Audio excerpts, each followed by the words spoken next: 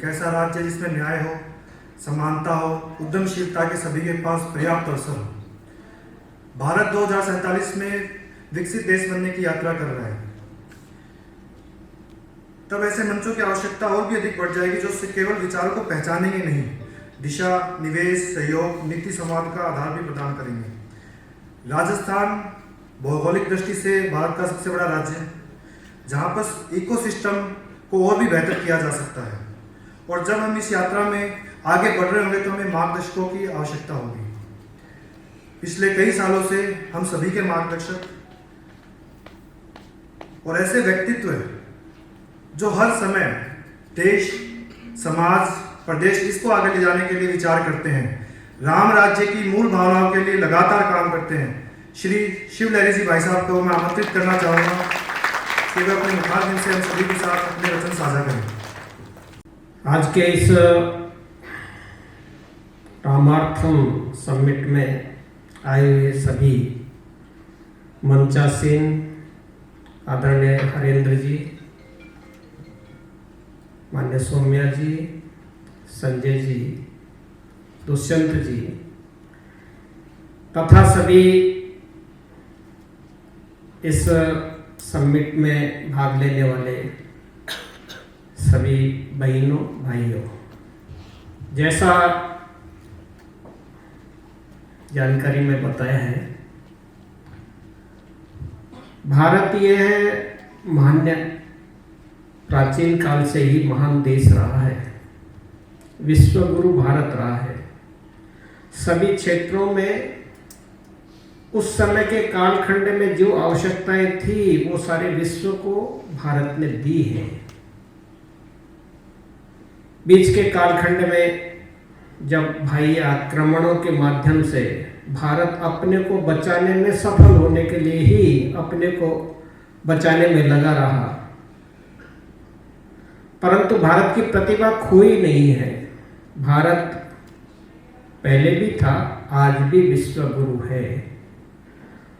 केवल सामूहिक रूप से उस दिशा में सोचने की, उस दिशा में चलने की आवश्यकता है।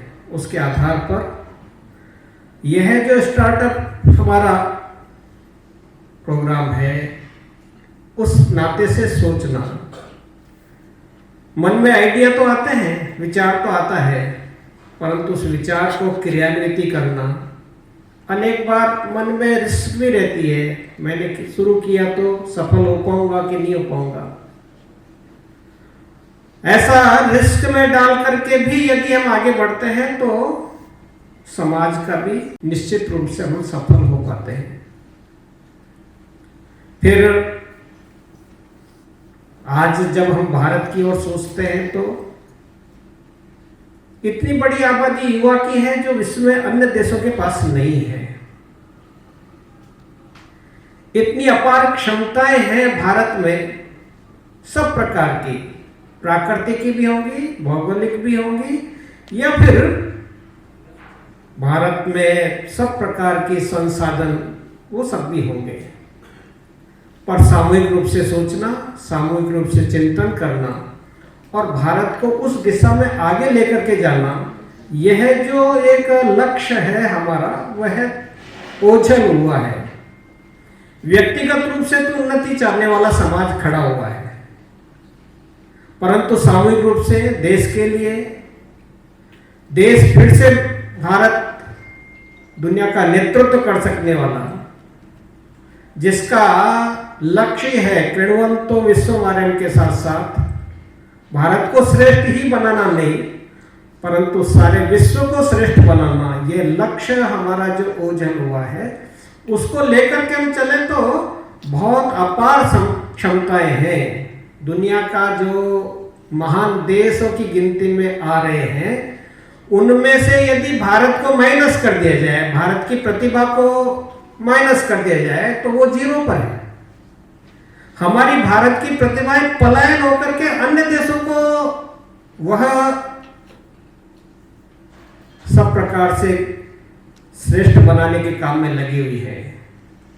इसलिए भारत के रूप में सोचना, भारत का यहाँ रहने वाला समाज का कितना बड़ा वर्ग है जो अशिक्षित है, कितना बड़ा वर्ग है जो आज ग्रामीण क्षेत्र में रहता है, झुग्गी झोंपड़ियों में निवास करता है।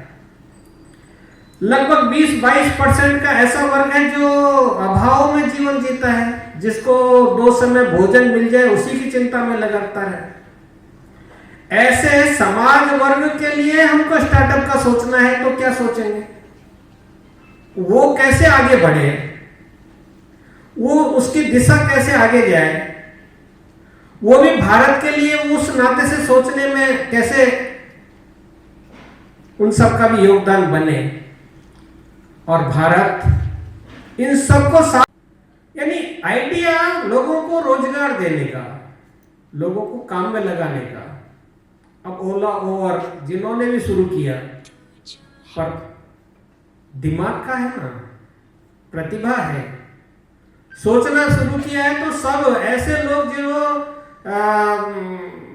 साधन तो है परंतु उसका उपयोग जब समय है तब जाकर के अपना शुरू करिए, तो कोई न कोई वहां से रिकमेंड आपको आएगी और उसके आधार पर लोगों को हम एक दूसरे स्थान पर ले जाने के लिए, तो लोगों का भी भला है, खुद का भी भला है। ऐसा यह है सोचने वाला, सबके हितार्थ में सोचने वाला, सबको रोजगार मिले इस नाते से सोचने वाला, कितने कितने प्रकार के आइडिया सोचे हैं।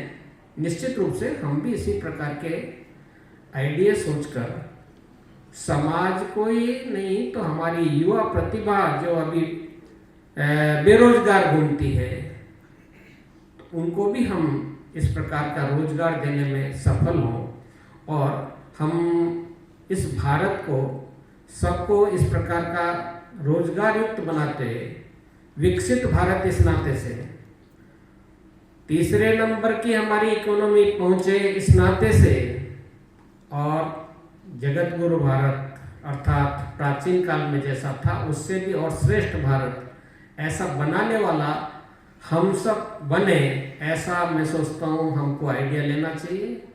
कुछ ऐसे हैं जो उनकी प्रतिभाएं हैं, कुछ ऐसे हैं जिनके पास भगवान ने धन संपत्ति दी है। दोनों मिल करके जब इस रास्ते से हम निकल करके उस लक्ष्य को पाने के लिए हम सोचेंगे, तो निश्चित रूप से हमारी प्रतिभाएं, हमारी संपन्नताएं और हमारा उस सब के कारण से देश का भला हो, देश फिर से विश्व गुरु बने, महान बने, प्रतिभाओं का पलायन न हो, प्रतिभाएं भारत के लिए काम करने वाली बने। ऐसा जब हम सोचेंगे